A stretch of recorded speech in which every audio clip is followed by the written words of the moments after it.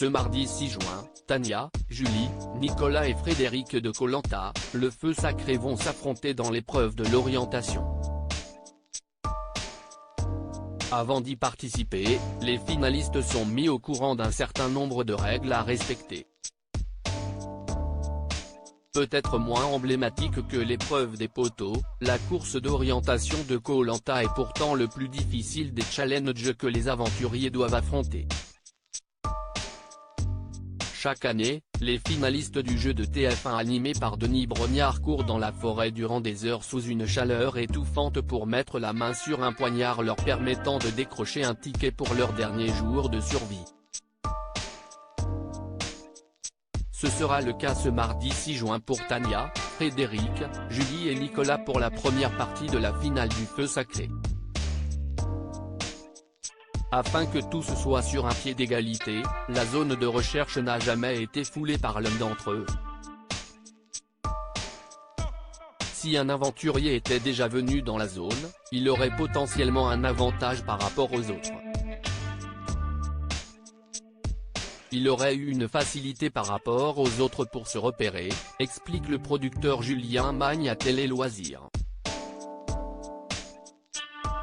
Les candidats de Koh Lanta peuvent-ils déplacer la balise lors de l'épreuve de l'orientation? Avant le top départ donné par l'animateur, les candidats sont mis au courant des règles à respecter. La première, ils ne peuvent pas déplacer les balises donnant des indications sur l'emplacement du poignard. Ils ont également l'interdiction de grimper dans des arbres ou de se rendre dans des zones dangereuses, prévenait Julien Magne auprès de nos confrères de Télévision Mag.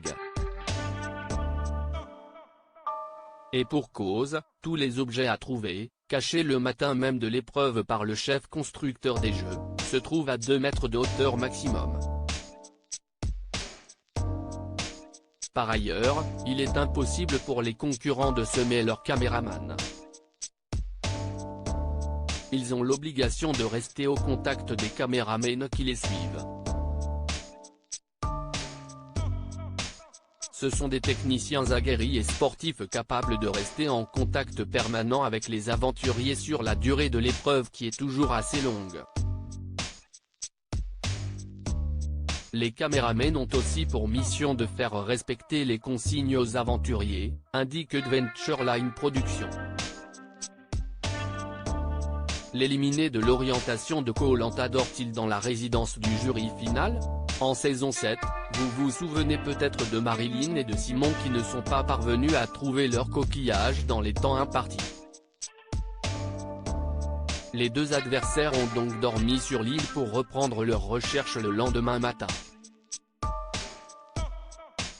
La seule limite que l'on se fixe, c'est la nuit qui tombe. C'est donc vraiment très aléatoire, ça dépend des aventuriers, confie Julien Magne à Télé Loisirs. Une fois l'épreuve terminée, les malheureux perdants ne se rendent pas dans la résidence du jury final pour retrouver les anciens participants afin de garder la surprise lors de l'ultime conseil de la saison. Les éliminés de l'orientation sont placés dans une tente sur une plage. Ils y dorment en attendant l'ultime conseil du lendemain, rapporte le producteur. La sentence s'applique aussi pour le perdant des poteaux, placé lui aussi dans une tente, totalement isolé de l'éliminé de l'orientation. Koh Lanta, une aventure individuelle jusqu'au bout.